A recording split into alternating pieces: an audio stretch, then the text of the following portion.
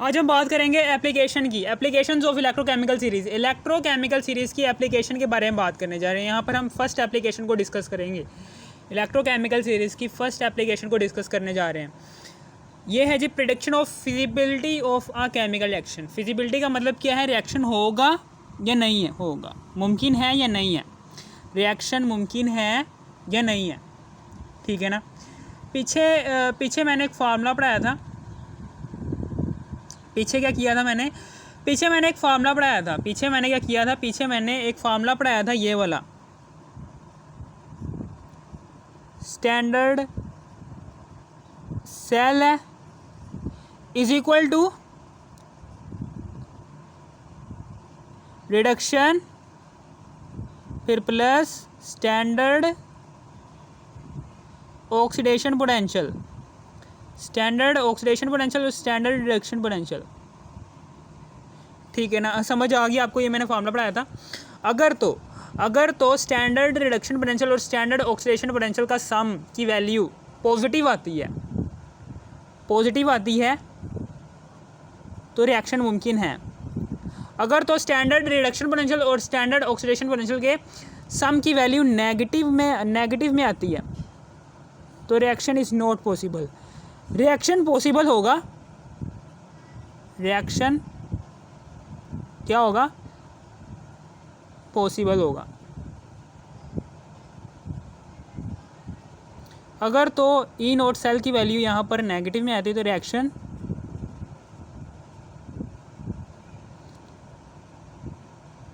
Impossible, होगा ही नहीं, ठीक है ना। समझ आ गई आपको? यहाँ पर मैं एग्जाम्पल के थ्रू समझा देता हूँ इसे। एग्जाम्पल, ठीक है ना। यहाँ पर एक फार्मूला भी है। वो फार्मूला ये है कि जब स्टैंडर्ड ऑक्सीडेशन, अगर किसी भी मेटल की आपके पास पोटेंशियल डिफरेंस की वैल्यू स्टैंडर्ड रिडक्शन पोटेंशियल में मौजूद है, उस वैल्यू को स्टैंडर्ड ऑक्सीडेशन पोटेंशियल में किस तरह से करेंगे? इस तरह से करेंगे,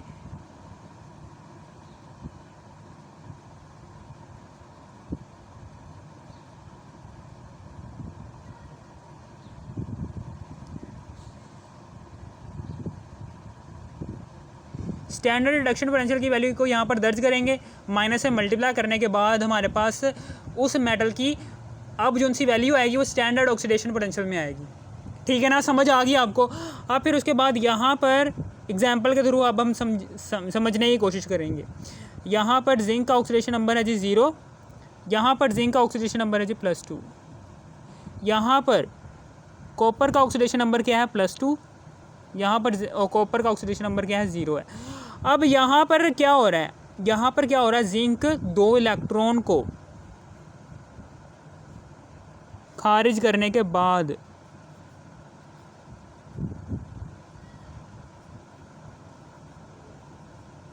जिंक 2 इलेक्ट्रॉन को खारिज करने के बाद जिंक आयन में तब्दील हो रहा है। और कॉपर क्या कर रहा है? कॉपर यहाँ पर 2 इलेक्ट्रॉन लेने के बाद, कॉपर का आयन कौन सा है? ये 2 इलेक्ट्रॉन को लेने के बाद यहाँ पर कॉपर में चेंज हो रहा है, यानी कि यहाँ पर ऑक्सीडेशन हो रही है, यहाँ पर रिडक्शन हो रही है।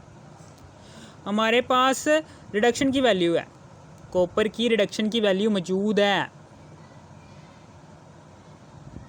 E0 reduction. ये सारा का सारा मैंने इलेक्ट्रोकेमिकल सीरीज़ बनाई हुई है।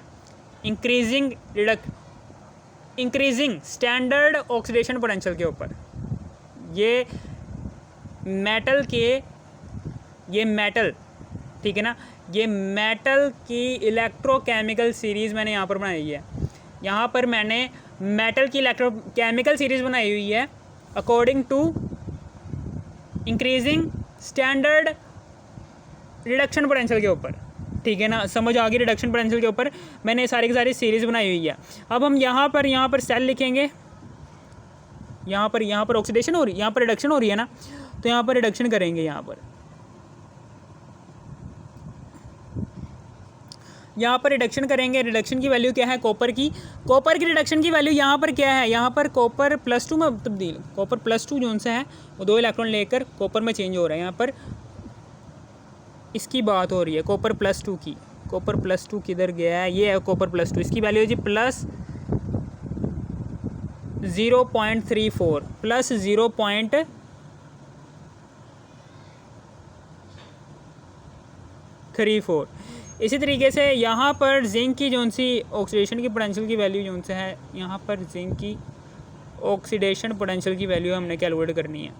तो जिंक का यहाँ पर हमारे पास जिंक की हमें पता है ना, जिंक का हमें पता है, यहाँ पर ये जिंक है। यहाँ पर मैंने जिंक की रिडक्शन पोटेंशियल की वैल्यू लिखी है, लेकिन हमें कौन सी चाहिए, ऑक्सीडेशन पोटेंशियल की वैल्यू। तो इस जिंक की रिडक्शन पोटेंशियल की वैल्यू को माइनस से मल्टीप्लाई करेंगे, माइनस से जैसे ही मल्टीप्लाई करेंगे तो ये साइन चेंज हो जाएगा, प्लस में चेंज हो जाएगा, +0.76 आ जाएगा, +0.76 आ गया। फिर उसके बाद आगे की बात मैं करने जा रहा हूँ ये कि यहाँ पर सबसे पहले तो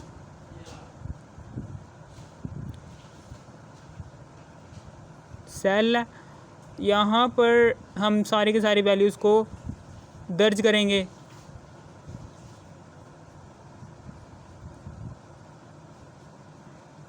सारी की सारी वैल्यू को यहाँ पर दर्ज करेंगे, 0.76 को यहाँ पर दर्ज करेंगे, +0.76, फिर +0.34 को यहाँ पर दर्ज करेंगे, और फिर उसके बाद यहाँ पर क्या वैल्यू आ जाएगी, यहाँ पर हमारे पास वैल्यू आ जाएगी, यहाँ पर 0.76 को जमा कर देंगे 0.34 के ऊपर, तो यहाँ पर जो सा आंसर आएगा वो 1.1 आ जाएगा, +1.1। ठीक है ना। ये जो सा रिएक्शन है, इस रिएक्शन में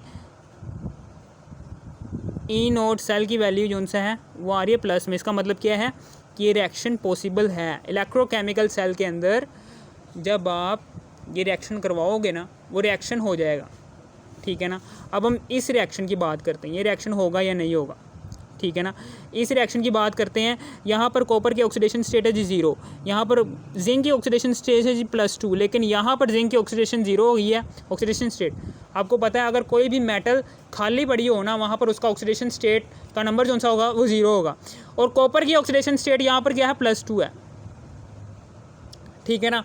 अब मैं यहाँ पर क्या करता हूँ, यहाँ पर कॉपर है, ये कॉपर यहाँ पर +2 में जा रहा है, तो कॉपर यहाँ पर 2 इलेक्ट्रॉन को खारिज करेगा। कॉपर जैसे ही 2 इलेक्ट्रॉन को खारिज करता है ना यहाँ पर, तो कॉपर आयन ये इसके ऊपर +2 चार्ज आ जाएगा और 2 इलेक्ट्रॉन यहाँ पर आ गए। ठीक है ना। इसी तरीके से यहाँ पर ये जिंक है,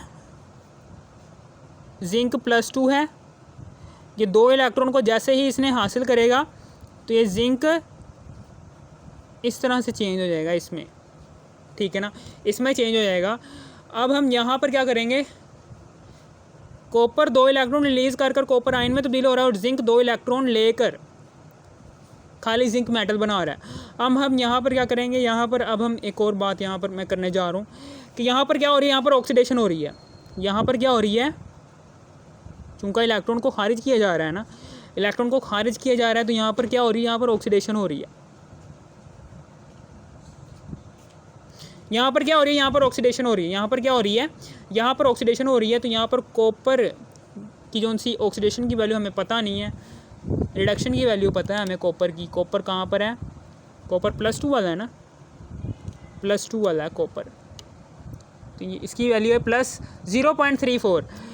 अब माइनस में तब्दील, माइनस से मल्टीप्लाई करने के बाद यही वाली वैल्यू जो सी है, माइनस में मल्टीप्लाई करने के बाद यहाँ पर -0.34 आ जाएगा। इसी तरीके से -3 ठीक है ना। और इसी तरीके से यहाँ पर क्या हो रहा है, यहाँ पर रिडक्शन हो रही है। यहाँ पर 2 इलेक्ट्रॉन लिए जा रहे हैं, यहाँ पर 2 इलेक्ट्रॉन ले रहा है, ये रिडक्शन हो रही है। यहाँ पर जिंक की रिडक्शन हो रही है, यहाँ पर जिंक की क्या हो रही है, रिडक्शन हो रही है। ये जिंक है, इसकी रिडक्शन हो रही है, तो ये रिडक्शन की वैल्यू क्या है, -0.76, -0.76। अब हम यहाँ पर क्या करेंगे, वैल्यूज़ को दर्ज करेंगे। अब हम यहाँ पर ये वैल्यू को दर्ज करने जा रहे हैं। E0 सेल, E0 ऑक्सीडेशन, फिर प्लस स्टैंडर्ड रिडक्शन पोटेंशियल की वैल्यू क्या है, अब हम यहाँ पर दर्ज करेंगे स्टैंडर्ड ऑक्सीडेशन पोटेंशियल की वैल्यू -0.34 है और माइनस स्टैंडर्ड रिडक्शन पोटेंशियल की वैल्यू है जी -0.76। यहाँ पर सेल की वैल्यू आ गई हमारे पास -1.1, यानी कि ये रिएक्शन नॉट पॉसिबल।